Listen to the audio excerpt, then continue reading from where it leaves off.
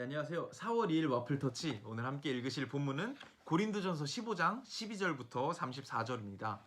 바울이 어제부터 부활에 대한 이야기를 계속 진행하고 있는데요.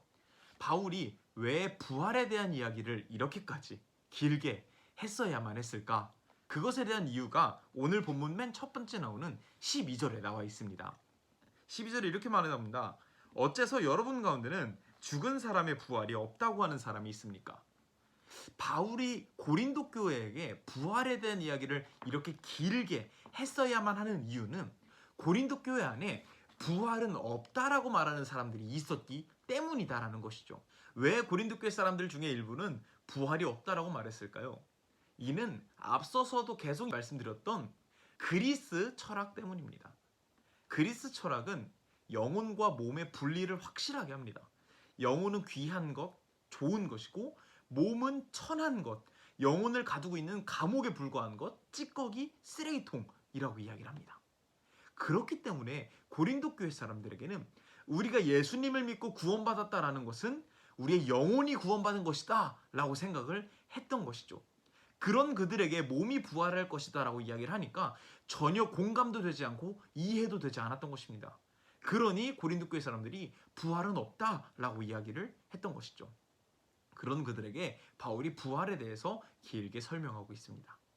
오늘 본문을 통해서 바울은 부활이 왜 중요한지에 대해 두 가지 명제를 소개를 하는데요. 첫 번째는 부활이 없으면 우리의 믿음이 헛되다라는 것이죠. 14절과 어제 17절 뭐 이렇게 여러 번 반복이 되는데요. 14절을 읽어드리겠습니다. 만일 그리스도께서 다시 살아나지 못하셨다면 우리의 전도와 여러분의 믿음은 헛되고 맙니다 라고 이야기를 합니다. 부활이 없으면 믿음이 헛되다라는 것이죠. 그리고 두 번째 명제는 이렇게 이야기를 합니다. 부활이 없으면 하나님이 거짓말하고 있는 것이다. 15절에 이렇게 이야기합니다. 하나님이 그리스도를 다시 살리셨다고 우리가 증거했기 때문에 우리는 하나님의 거짓 증인이 될 것입니다. 하나님이 예수 그리스도를 부활시킨 건데 우리가 부활이 거짓이라면 우리는 하나님을 거짓말쟁이로 만든 것이다 라고 이야기를 하는 것이죠. 부활이 없으면 믿음이 헛된 것이다. 부활이 없으면 하나님이 거짓말쟁이가 된다. 이것을 뒤집으면 어떻게 생각할 수 있을까요? 부활은 믿음과 굉장히 연계가 있는 것이고 연관성이 있는 것이고 이 부활은 하나님이 직접 개입하신 사건이다 라는 것을 반대로 지금 바울이 이야기하고 있다라고 생각할 수 있을 것 같습니다.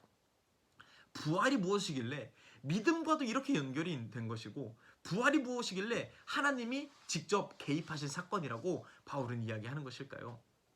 먼저 믿음에 대한 이야기를 간단히 해보면 여러분에게 누군가 무엇을 믿습니까? 라고 질문을 하면 여러분은 무엇이라고 답변하겠습니까?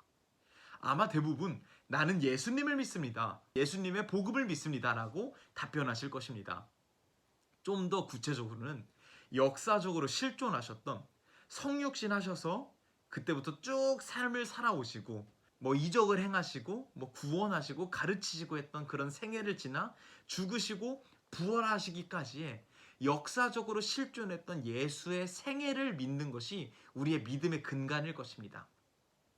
그러면 부활은 여기서 어떤 역할을 하는가?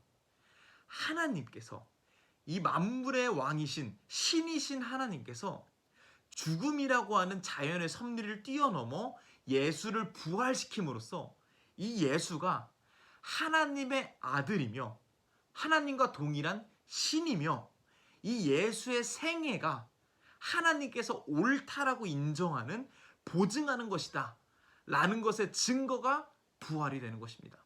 예수의 생애와 예수의 정체성을 보증하는 것, 그것이 부활이라는 것이죠. 그러면 이 부활이 우리에게 어떤 의미가 있는 것일까요?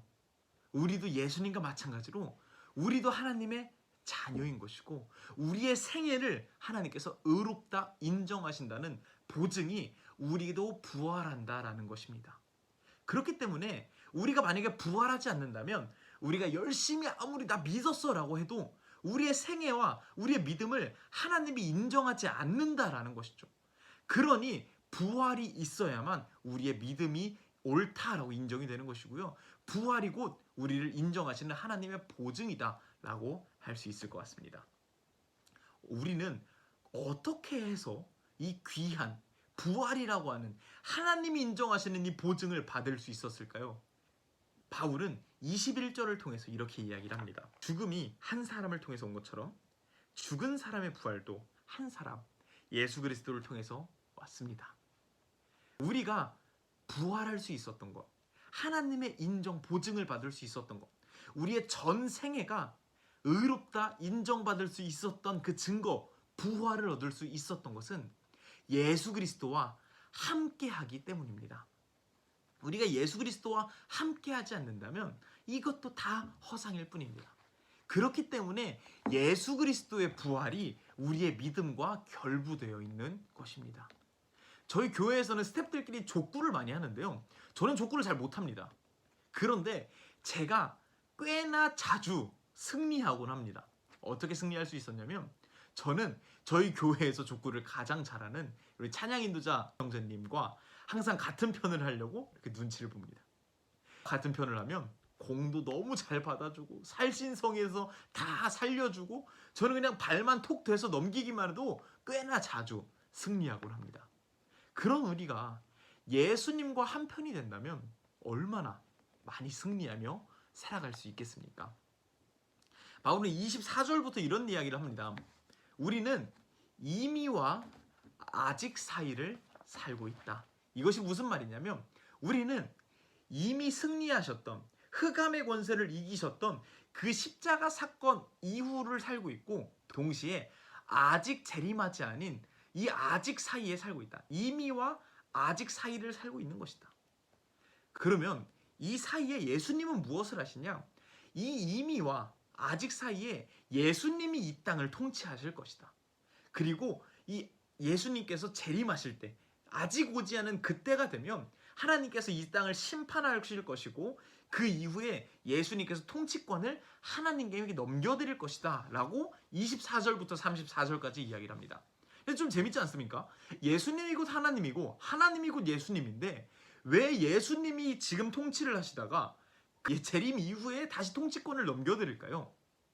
이것은 무엇을 의미하냐면 예수님이 통치하시는데 예수 그리스도가 머리가 되시고 우리가 그 각 지체가 되는 우리랑 함께 통치하는 시대를 살고 계시다라는 것을 의미하는 것입니다. 우리는 예수 그리스도와 함께함으로써 부활이라고 하는 그 영광스러운 것을 선물 받았습니다. 하나님의 인정을 받았습니다. 그런 우리는 이미와 아직 사이를 살아갈 때 어떤 태도를 가지고 살아가야 할까요? 우리는 예수 그리스도와 함께 한다라는 마음가짐으로 이 어두운 세상 가운데 예수 그리스도의 복음을, 예수 그리스도의 사랑을, 예수 그리스도의 가르침을 전해가며 증거하며 살아가는 것이 이 부활의 삶을 살아가는 우리의 바람직한 모습이 된다라는 것이죠.